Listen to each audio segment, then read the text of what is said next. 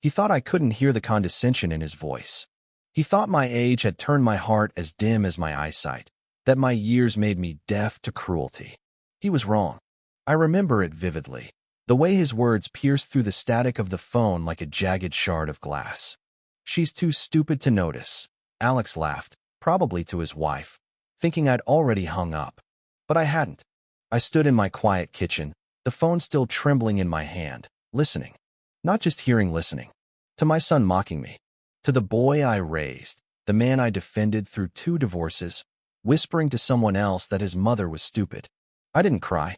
I just pressed the red button gently, placed the phone on its cradle, and went to water my violets. The kitchen smelled of cinnamon and memory. I moved slowly, not from pain, but from years of practiced grace. The kind of grace life carves into you when people stop looking, or worse, start looking through you. Alex hadn't visited in 4 months. Before that, it was 8. He sent birthday flowers always late. Generic cards signed by his wife. Mel, a woman whose eyes always held too much mascara and too little soul. To them, I was a burden. A rusted remnant of a generation that hadn't yet disappeared quietly.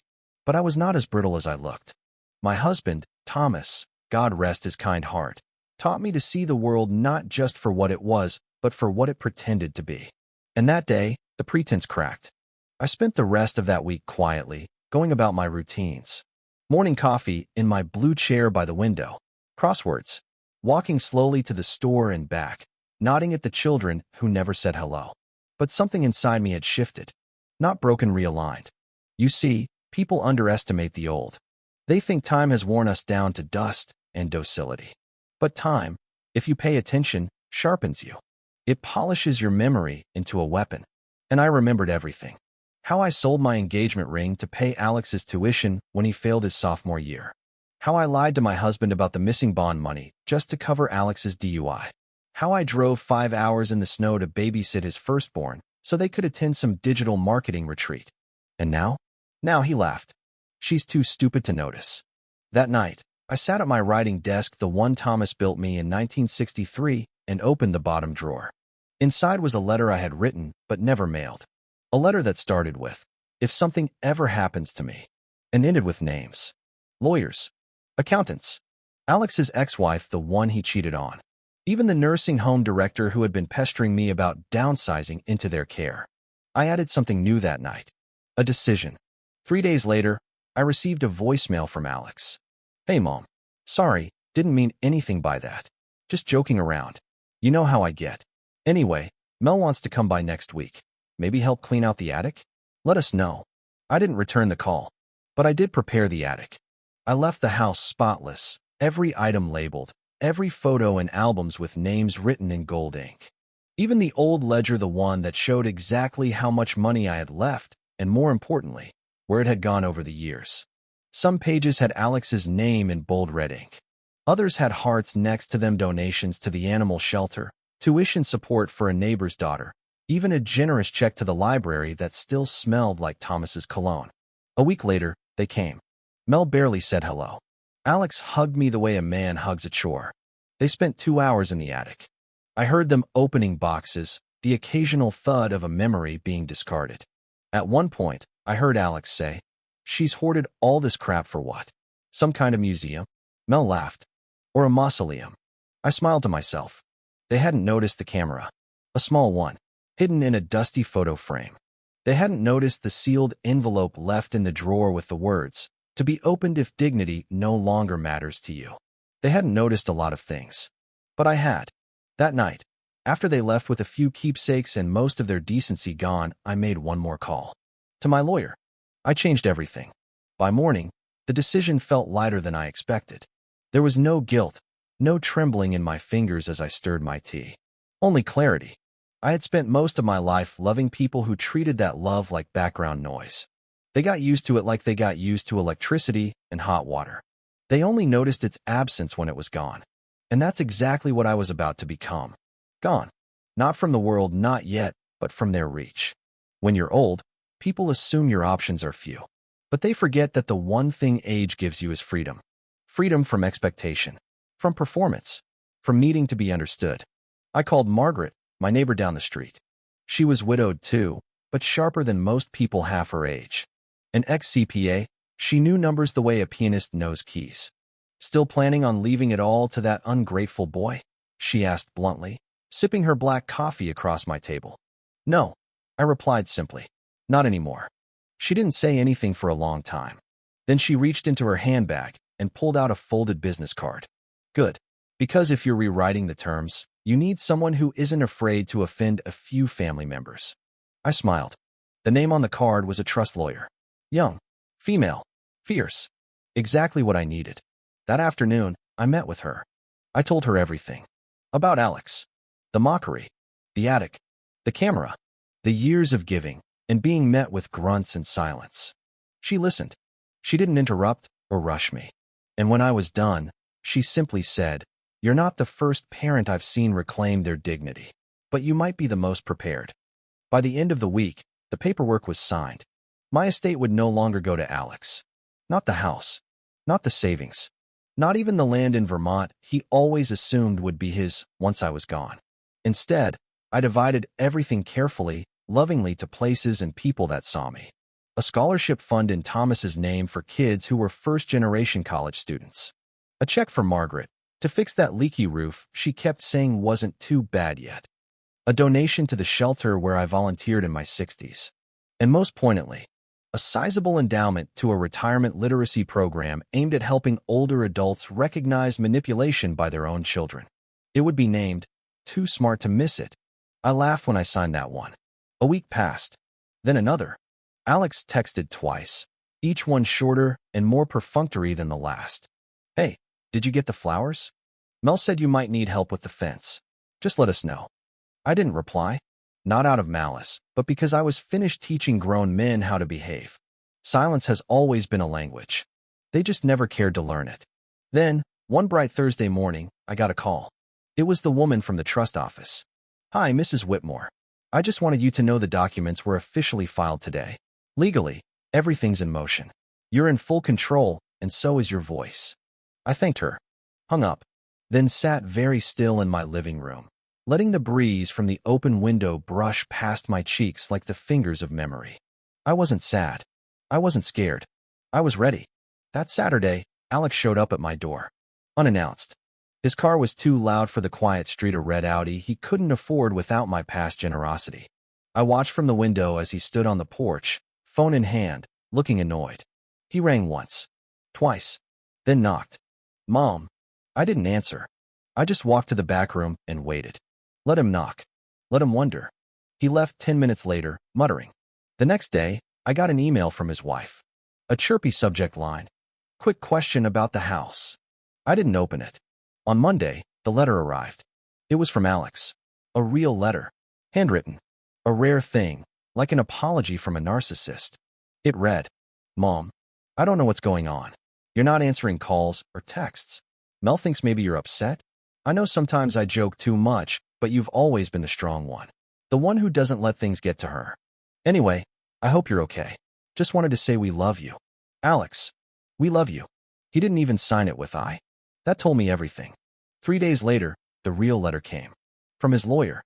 A formal request for clarification on the distribution of my estate. Apparently, Alex had heard through a mutual contact that changes were being made. That someone else was now involved. And that a portion of his assumed inheritance had been redirected. The letter was cold, polished, laced with that fake politeness people use when they're trying to take something from you while smiling. I read it once. Then I got up and made a cup of tea. When I finally replied, I didn't use a lawyer. I wrote my own letter. In my own handwriting. In ink. On paper I had saved from 1978 thick cream cardstock with a pressed edge. It read, "Dear Alex, you once said I was too stupid to notice. You were wrong.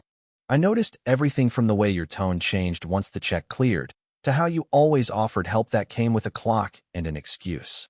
I noticed how you talked to Mel in front of me. The way you used words like deal with and put her somewhere. I noticed that you started seeing me as a thing to manage, not a person to love. And I noticed that the woman who raised you no longer existed in your eyes, only a fragile old echo you assumed would stay grateful, quiet, and blind. But I am none of those things. I am not fragile. I am not quiet. And I have never been blind. I have changed the will. Everything is gone from your reach. Not out of revenge, not out of bitterness, but because love, real love, is never earned through guilt. It's earned through presence, through effort, through remembering that even old hearts still feel. Goodbye, Alex. Mom. I placed it in an envelope. No return address. No dramatic flair. Just my final word. And when the mailman came the next morning, I handed it to him with a gentle nod. Important delivery? He asked kindly. Yes, I said softly. For someone who forgot how to listen. In the weeks that followed, I felt something I hadn't felt in a very long time. Peace. Not the kind that comes from quiet, but the kind that comes from finally reclaiming yourself after years of shrinking to fit someone else's comfort. I sat in the garden more often. I started painting again not because I was good, but because it made me forget the weight of time. I even hosted a small gathering of other women in the neighborhood, most of them like me, once fierce, now forgotten. We laughed. We cried. We told stories that no one else ever thought to ask about. And slowly, something beautiful began to bloom. Not just in the garden, but in me. It was Margaret who brought the idea up first. You ever think about teaching? She asked, stirring honey into her tea as the late spring sun spilled through my kitchen window. Teaching? I laughed. What on earth could I teach at my age? She shrugged. Life. You've lived it. Might as well pass something down to people who still think they have it all figured out. I thought about it. And surprisingly, I didn't scoff at the idea. Because I had something those younger than me didn't. Time not ahead, but behind. Time that had already taught me its hardest lessons. 2 weeks later, I found myself standing before a group of women at the community center. Some were in their 60s, others well into their 80s. A few used canes. One wore a scarf to hide thinning hair. But all of them carried the same weight behind their eyes, the burden of being overlooked. We didn't talk about recipes or blood pressure. We talked about boundaries. We talked about sons who stopped calling, daughters who treated them like furniture, spouses long buried, and the loneliness that crept in like ivy. And we talked, for the first time in our lives, about power, about how society tried to strip us of it, about how we had handed too much of it away, thinking it was the price of being loved. They cried. I did too. Not because we were broken, but because we were finally awake. One day, a younger woman sat at the back of the room. She didn't look like she belonged. Fresh lipstick, high heels, a Bluetooth headset still clinging to her ear like a badge of busyness. But she stayed. After class, she approached me, holding her phone like a shield. My mom's in your group, she said. I didn't believe her when she said you helped her. But she seems different lately. Different how? I asked. She stopped begging me to come visit. She started volunteering. She told me no the other day. I smiled. Sometimes the smallest revolutions happen in whispers, not shouts. Good, I said. Sounds like she finally remembered who she is. The woman blinked, unsure whether to be offended or impressed. Then she left, and I knew she would return. Meanwhile, I never heard from Alex again. Not really. One more email came. One last gasp of entitlement before the silence settled in. You think you're punishing me? Fine. Keep your money. I never needed it anyway. Just don't expect me to come running when things go south. I stared at the screen for a long time, then deleted it. Because sometimes, not responding is the most powerful answer. And then something happened. Something small, but big in the way a crack in a dam is small until it isn't. I received a letter. From his daughter. My granddaughter. Anna. She had always been quiet around me. Shy. Tucked behind screens and earbuds during those rare family visits. But her letter was different. Hi, Grandma. I don't know what happened between you and Dad, but I saw the letter you wrote him. He left it open on his desk. I know I shouldn't have read it, but I did. And I wanted to say, I'm sorry. I'm sorry I didn't talk more when we visited. I thought you were just old. I didn't realize you were watching and feeling and keeping us all together quietly. I think about you a lot now. I started writing poetry again like you told me to when I was little. Do you remember that day on the porch? I do. You said, write it down. One day, you'll need a place to put the feelings. I think I understand now. If it's okay with you, I'd love to come visit. Just me. Love. Anna. I read that letter 6 times. Then I cried. Not from sorrow, but from something softer. The kind of warmth that lives in forgiveness. Because maybe the chain breaks with me. Maybe I was never meant to save my son. Maybe I was meant to save her. Anna came 2 weeks later. Alone. No pretense. No performative hugs. Just a 17-year-old girl and her questions. We sat under the maple tree in my backyard, and for once, someone listened. She asked about Thomas. About how we met. About the war and the ration books, and how I knew how to stretch a single chicken for 5 meals. She asked about love and loneliness, and whether it's possible to be both proud and heartbroken at the same time. I told her the truth. Yes, it is, and it's the most adult feeling you'll ever know. She stayed the night, then another, and on the third morning, I found her in the living room curled up in my blue chair, reading one of my old journals. I almost stopped her, but then I saw her face. It wasn't judgment. It was awe. Like she had discovered that her grandmother wasn't a ghost in a house, but a girl once, a woman once, still alive in ways no one ever bothered to ask about. We started writing together. A small project, she called it. She recorded my stories, typed them up, asked if she could submit them somewhere to some magazine for women of character and age. I said yes, because why not? If the world had room for clickbait and celebrity gossip, surely it had room for one more truth. A month passed, then another. My life didn't shrink. It expanded. I spoke at small events. Women reached out. We formed a group, not a club, but a movement. We called it the Second Voice. For women who had silenced themselves for decades, thinking their story ended when their hair turned silver. It didn't. Our stories had just begun. And still, I never heard from Alex again. He remained a ghost, visible only through the occasional gossip from someone's cousin's friend who saw him at a networking event. Still loud. Still trying to charm his way through rooms full of strangers. But never once picking up the phone. And that was okay. Because in forgetting me, he had finally set me free. Late one evening, Anna asked me a question. Do you ever wish you could go back? To when? I asked. To when you still thought he loved you. I was quiet for a long time. Then I said, no, I don't wish I could go back. I just wish I had known sooner that I was enough even without his love. She nodded, and we sat in silence. But this time, the silence didn't hurt. It healed. There's a strange kind of liberation that comes with letting go of someone you love. It doesn't happen all at once. No dramatic music, no thunderclap moment. It comes in pieces. Like the first morning you wake up and don't check your phone for their name. Or the way your coffee tastes a little less bitter when you're not waiting for their apology. Or how your home feels warmer when you finally stop pretending someone might walk through the door who hasn't bothered in years. That's where I was. And for the first time in a long time, I wasn't mourning it. I was inhabiting it. Anna started coming every weekend. She called it her reset.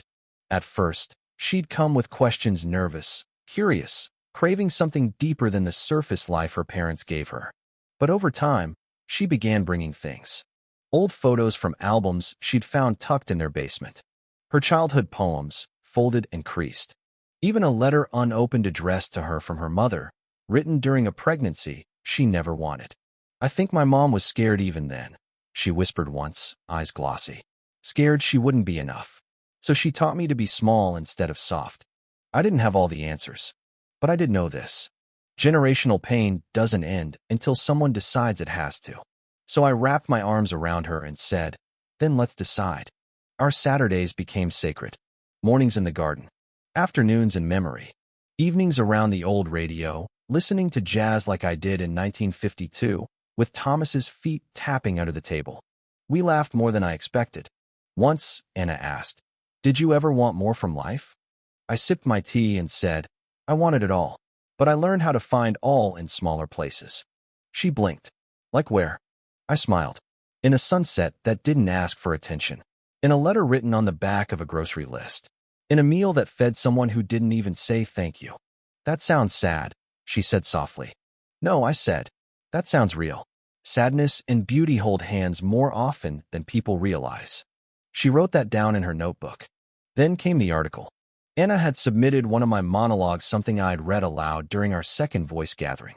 It was called The Chair Nobody Sits in Anymore. A quiet, aching piece about growing old in a house full of memories, where objects carried more conversation than the people who used to visit.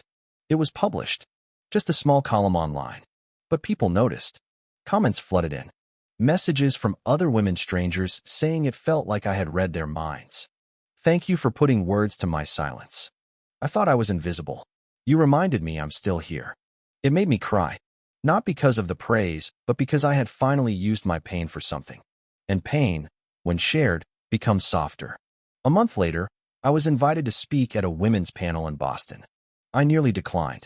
The idea of flying, of hotels, of standing in front of hundreds of strangers at my age felt absurd. But Anna just smiled and said, "You've carried people your whole life. Let them carry your words now." So I said yes.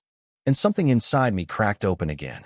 On that stage, beneath warm lights and soft applause, I stood not as someone's mother, or widow, or burden, but as a voice.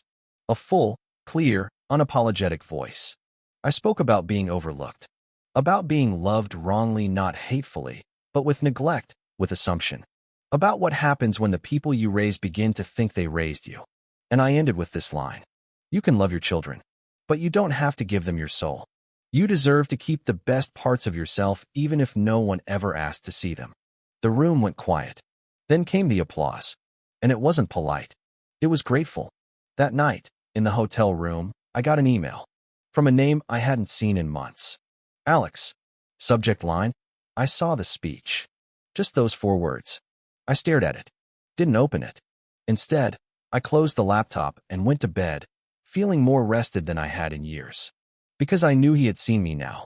Maybe not how he wanted to, but clearly. And that was enough. The next morning, Anna took my hand as we walked out of the hotel. You're kind of famous now, she teased. I don't want to be famous, I replied. I just want to matter. You do, she said. And somehow, this time, I believed it. I returned home to find a letter taped to my front door. It was handwritten, messy, and familiar. Alex's handwriting. Inside it read, I don't know how to fix what I broke. I watched your speech 4 times. I never knew you had that much to say. I guess I never gave you the space. I'm sorry, not just for what I said, but for everything I didn't say for 20 years. I miss you, and I understand if that doesn't matter anymore. But I'm proud of you. I really, truly am. I folded the letter carefully, placed it in my drawer next to the one he wrote months ago, the one with the veiled blame and brittle tone. 2 versions of my son, side by side. I didn't throw either away, because healing doesn't mean forgetting. It means choosing what to carry forward. And I chose Anna. I chose my voice. I chose a version of myself that didn't bend to guilt or duty or the desperate need to be wanted by people incapable of loving me rightly. I chose peace, not the passive kind, but the earned kind. The peace that grows when you finally understand that your worth has never depended on someone else recognizing it. Spring turned to summer. The garden bloomed early this year. Anna painted the fence. I baked pies again. Sometimes, we said nothing for hours, just existed near each other, like the world had finally slowed down enough to notice us. And maybe that was the point all along. To become visible not by demanding space, but by refusing to shrink.